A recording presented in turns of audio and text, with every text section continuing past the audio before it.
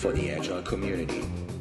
www.Agile.FM. Welcome back to another episode of Agile.FM. Today I have a person on my podcast, which I believe was the very first participant of a previous podcast of the Agile NYC podcast. And this is Dan Mezick from, his domain is openspaceagility.com. I want to talk about that in a little bit. His Twitter handle is Dan Mezick, and he's the author of 2 books, Open Space Agility Handbook and The Culture Game. He's also a coach and speaker.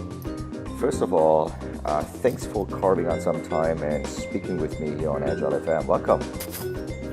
Hey, Joe. It's always my pleasure to talk with you. How are you?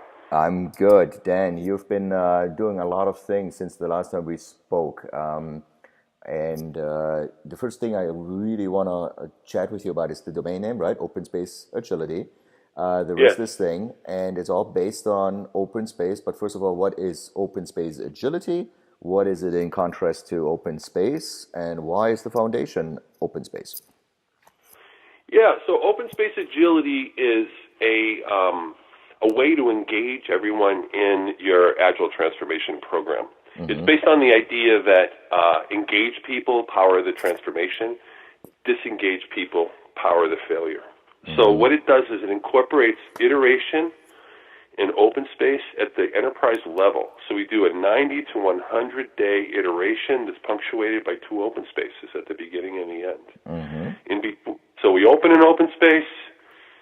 We do a series of experiments with practices and to tailor and customize them to fit our context, and then we go again with open space at the enterprise level, inviting as many people as possible to actually inspect the results of our change program. Mm-hmm. Why 90, 120 days, and what's happening between those days? What's happening is we open it up with constraints. So in the first open space, when we open up the 90-day window, which is like one fiscal quarter, we set it up like this. We're facing some opportunities. We're facing some challenges. We also are facing some threats, from competitors. We are committed to continuous improvement. We're moving in this direction. We think this Agile vehicle can take us there, and we want to go for a ride and find out.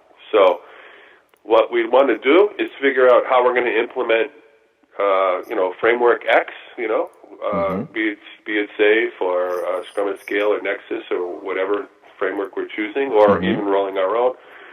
The idea is we're going to stay within the Agile Manifesto constraints. That is the 4 values and 12 principles, Joe. And that any practice, any behavior that supports and conforms to the manifesto is legal behavior. And practices and behaviors that do not conform we're probably going to look askance at that over the next 90 days.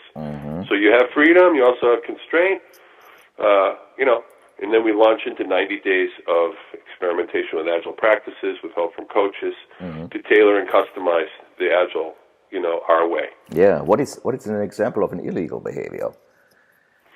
And a good example of an illegal behavior would be something like, let's say, at regular intervals, the team reflects. Right? That's the retrospective.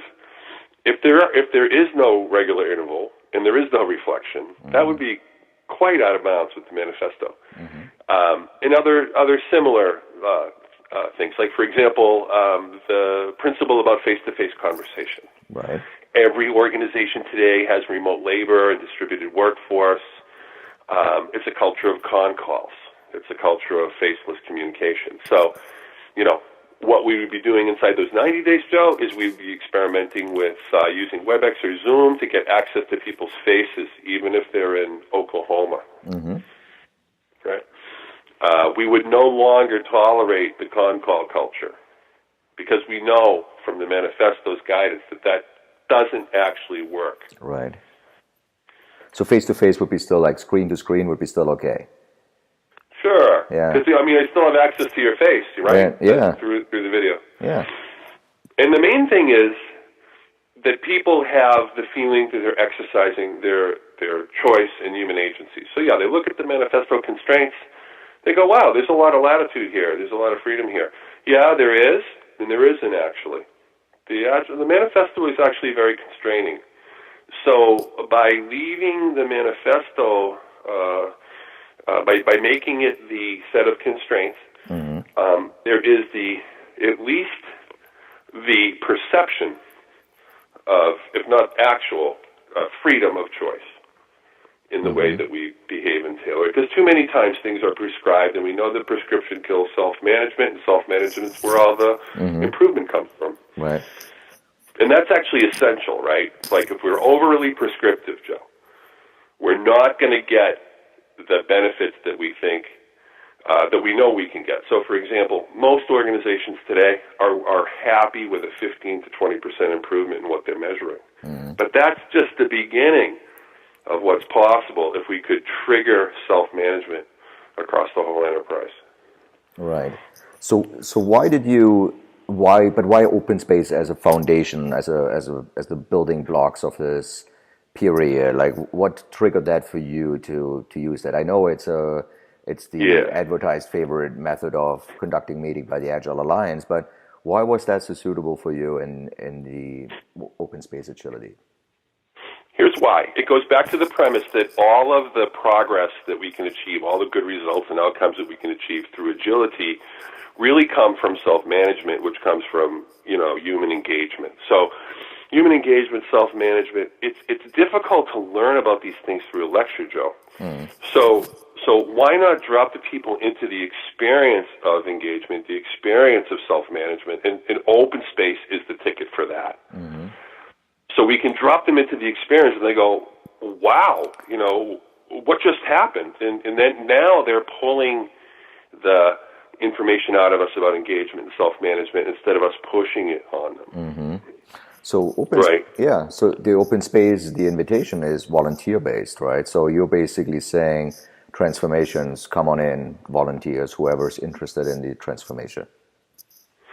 That's right, because we know that the results and the outcomes that we're looking for from agility, the improvement, the continuous improvement from the lean world, that we get that from self-management, right? And that self-management, you need to create the conditions where people who are passionate and responsible about the item at hand identify themselves and actually lead. And this is what happens in open space, Joe.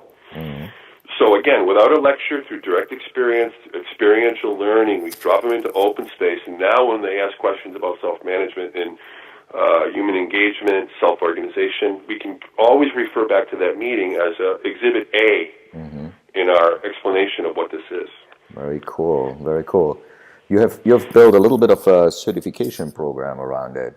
What does that entail? If let's say somebody's listening to this right now and says, hey, that sounds interesting. Yeah, so here's how that works. If you attend the OSA workshop, which I typically offer as a one-day course, ahead of conferences where I'm speaking, this course awards you a certificate of completion. What does this mean? It means you paid the money for the course. It means A, you were there. B, you paid the money, and C, you had a pulse at the time. Okay? Yeah. It does not attest to what you know or your skills or anything like this.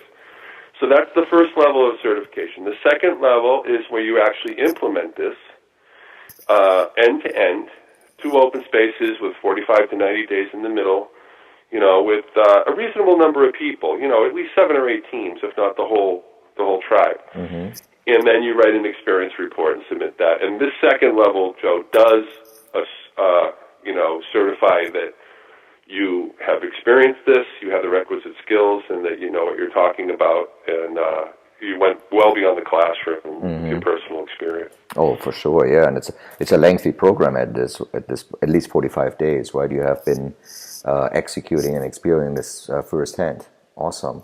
Yes. Yeah. Yes. All right. Tell me a little bit about performance, customer and employee satisfaction.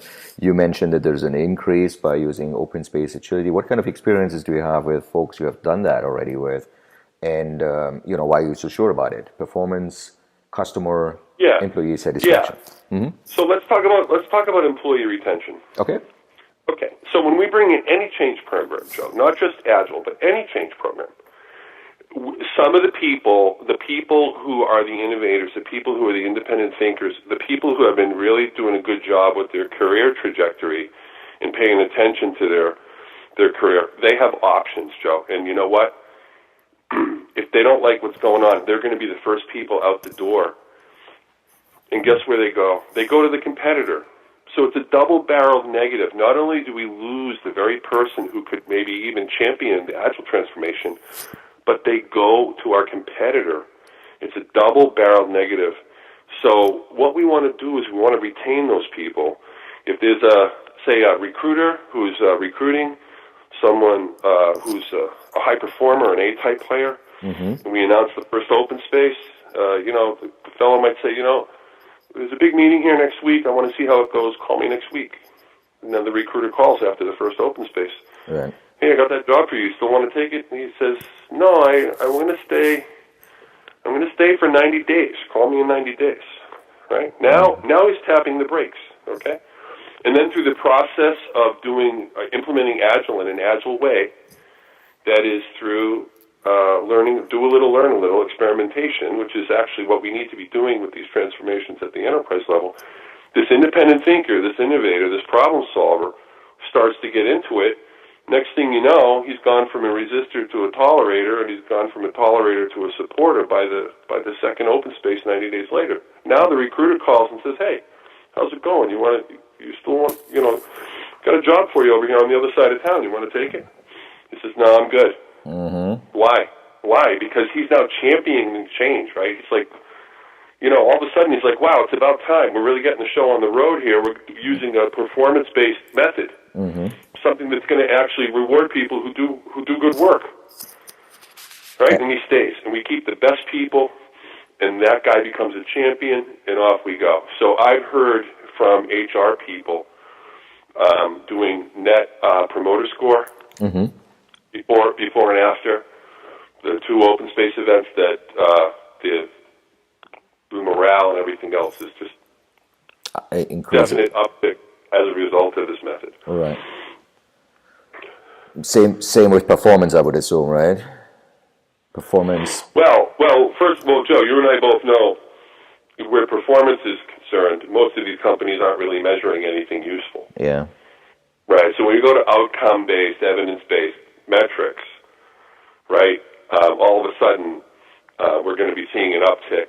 But that's usually not lasting, right? So when we bring in any kind of change, we get a little uptick in whatever we're measuring, but then it reverts to the mean. But with this, because it raises the levels of engagement, we actually get, lasting, durable change. So, for example, if you look at Gallup, the Gallup poll says people at work are about 22% engaged at work. I think that this is completely correlated with Jeff Sutherland's data in the Scrum papers, where he says teams can double and double again. It's because the engagement levels are so low, Joe. Yeah. So if you double 20%, you got 40, then you double 40, you got 80. This pretty much explains, I think there's a huge correlation between the levels of employee engagement and the outcome-based measures. What is in terms of, I don't know if you have any metrics around that, speed of transformation, like we're using that open space agility thing to transform an organization. Is there any kind of metrics you have, or feedback or client feedback about the speed of transformation versus similar clients? Well, you and I have been at this both over 10 years, so, we have all our war stories about different cultures and so on. Yeah. So each company has its own unique context, and it has its own maximum rate of change that it can comfortably handle. Open space agility helps you find out exactly what's adjacently possible with this group, what this group is capable of and willing to do next. So one of the goals of OSA, Open Space Agility, is to increase the rate of transformation and the results, the outcomes, per unit of coaching. So what should happen is we should be getting much better results for the same amount of coaching, or the same results with far less coaching than we're doing now. Okay. So OSA is an attempt to continuously improve the rate of change and the quality of the change and the durability of the change. Mm-hmm. And the premise is that the people have to do the work, not the coaches. Mm-hmm. We're visitors, Joe. Yeah. We're there for a little while, and then they have to pick up the pieces when we leave. So this equips them to be asking the right questions. In an open space, it creates an environment where the best idea can actually see the light of day, just like Agile itself. That's right. Yeah. How many cycles of these 90 days? Because right now we just have spoken about first and the time in between, and then comes the second one. But I would assume it's obviously an iterative process, so there might be several of those rounds. Let's say somebody's listening to this and says, "Hey, that sounds interesting. I might be in the middle of a transformation. I'm planning on doing one. I have a 1,000-person company to work with." I mean, how many cycles would you look at it in terms of frequency, but also about the overall length? I mean, how would you measure that? By employees? Are you by teams? Yeah, so before I answer the iteration question, just let me make a comment and say that if you're listening to this podcast and you've been through Agile a couple times, or you're doing it currently and you're looking for a remake or a reboot or a restart, this is your ticket. This is how you can do it. So now let me get back to the iteration part. Normally, you want to do at least 2 iterations of this. That would be 2 90-day periods to kind of kickstart the organization and get them all talking to each other in a respectful, whole group kind of a way, and invite everyone into the process of changing. Because, Joe, there's a new kind of story being written, and what we're going to do is we're going to invite these folks not just to be passive listeners of the story, but to actually be characters in that emerging story, and even to write some of that story. All right. So a couple of 90-day iterations is my recommendation when you start, and then I would suggest that organizations consider doing a whole group, enterprise-wide, open space kind of a check-in at the end of the holidays, like in January, when everyone comes back, and then in June, right before the vacation period, when everyone goes away. So those are about 6 months apart. A common objection to this is, well, open space needs a burning issue. Like, what's the burning issue going to be in January? What's the burning issue going to be in June? How can you schedule this without a burning issue? Here's the story. Every organization always has a burning issue if they're on a path of continuous improvement. So you schedule it in January, and the theme will identify itself well before then. Mm-hmm. So the topic will arise. Then, That's right. And it becomes a kind of baptism for the new hires, and also a kind of recurring ritual for the people that are already there. Because, as you know, in large organizations, typically what happens is there's a lot of closed space. People cannot say what they think and feel. In that situation, the best idea can never see the light of day, so you're not going to have an adaptive organization that way. Yeah. When the higher-ups authorize these open space events, and people have been through it a couple times, they know that the rules in open space allow the best idea to see the light of day, and that's exactly what happens. So any organization that's truly committed to continuous improvement, is looking for innovation from their existing workforce, I would suggest they give this a closer look. Yeah, awesome. Yeah, the folks who might be listening to this episode coming from a purely open space environment rather than the transformation piece of it, open space could be anywhere between 1 and 3 days, or maybe even less than a day. But what's your recommendation on that? Like, how long should these events be, or what have you seen? Yeah. If you want to go, Joe, if you want to get the most out of this, and if you're an executive and you're listening now to this, I can tell you that if the people get an overnight sleep in between the day 1 and day 2, it can be really rich on the second day. So here's my best advice. Let everyone do their work in the morning, go to lunch. When they come back from lunch, open the open space in the afternoon of day 1. Open it at 1:30 or 2 o'clock, have a couple of sessions, close it with the evening news, and then close the day out. Now everyone will see the marketplace on the wall. They've seen the sessions. They've had the initial interactions with each other, Joe. And they're going to go home and sleep on it, and there are going to be many integrations. So there's going to be much back-of-mind processing as they drive home, as they think about going back the next day, and even dreaming. Yep. And they come back the next day, and it's much richer. And then they do a full day of open space. So do a day and a half, it's as good as 2 days. Yeah. Well, I hope they're just dreaming about it, not having any nightmares. Right.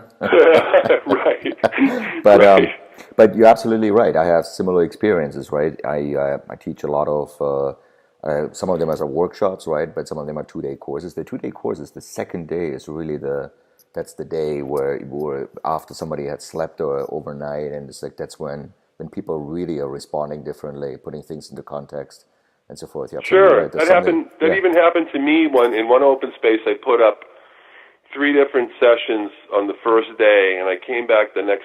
I put them up for the second day.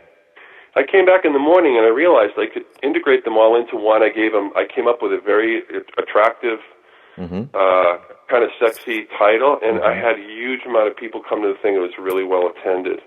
So, for executives that are listening, or those who can make decisions about this, if they go to OpenSpaceAgility.com, they can find online courses that are as little as 8 hours, 2 hours at a time, 4 days, for a total of 8 hours. And they can learn about open space, they can learn about OSA, and they can get oriented and get in position to actually take a shot at this. Very cool. Now, my next question is, I think the answer is yes, but let me just ask you this. There's a hot topic right now evolving. It's 2018. People are talking about business agility. Yes. That's a hot topic, right? You're talking about agile transformation. Obviously, does that include business agility transformations? I think the answer is yes. The answer is yes. In fact, here's a story, Joe, just a really quick one, because I know we don't have a lot of time. Yeah, sure. When I first put this material out there, it was at the Global Scrum Gathering where I was invited to keynote in Paris, France in September of 2013. And I met a fellow there named Pablo Pernot. He works as an Agile coach in Paris, and he actually came up to me about a month later. He called me and he said, "Listen, I have some news for you. This technique is way bigger than Agile itself. I'm using it for all kinds of things, any kind of change. This process, this method is fantastic for getting everyone engaged." And I would say that open space agility can be used for any kind of process change in any kind of organization. And the last thing I would say, Joe, is that we have frameworks for Agile transformation like Nexus, Scrum at Scale, the Scaled Agile Framework, and so on. Those are frameworks, but what's very interesting is that these frameworks, as of today, are completely silent on the question of how do we engage the people. So OSA is not a framework, it's an engagement model that allows you to build an engagement plan, which removes the risk of failure from your transformation program. Yeah, I think that's a good clarification here. But is there anything different around business agility that it would be for other, let's say, IT agile transformations, or would it be from an open space agility perspective, it would be the same run? Joe, we know from IT that the quality of the interactions by and between the team members and the whole organization is what throttles the software quality. Yeah. So it turns out that this is a profoundly important lesson that has very broad applicability. Whether it's an IT issue or any other kind of issue, the quality of the interactions throttles the quality of the results in organizations. And open space and open space agility as a sort of frame or harness for that provides the context within which these fantastic, high-quality, high-performance interactions can actually happen. That's what it's all about. So business agility is probably 4 times bigger than software agility. Right. And to make it happen, we have to raise the quality of the interactions. Oh, absolutely. Right. So here you got it. Engagement model and open space agility. We learned a little bit about the basic mechanisms. There's a book out there people can read, but what keeps you up at night? Where do you see the industry, not necessarily the agile one, but the ones you work with and applying this model? Where do you see they're going, and what keeps you up at night, Dan? What keeps me up at night is this concept of the engagement model.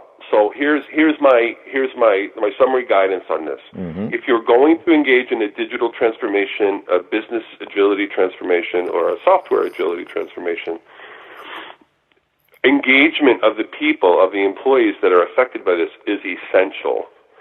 So use open space agility or better from the very beginning. In the same way we build testing in first with software, we need to build engagement in first with the transformation plan, Joe. Mm-hmm. So find yourself an engagement model, build an engagement plan, use OSA or better, and build engagement in as a forethought, mm-hmm. not an afterthought to take the risk of failure out. All right. Can teams that are currently struggling with their transformation, can they totally reboot with this approach? Do you think the open space, the first one, would be level setting enough for that team to restart their engines for a transformation that might have gone stuck? If and only if the leadership, the sponsoring host, and the authorizing host have been properly coached to behave in the right manner before, during, and after the event. All right.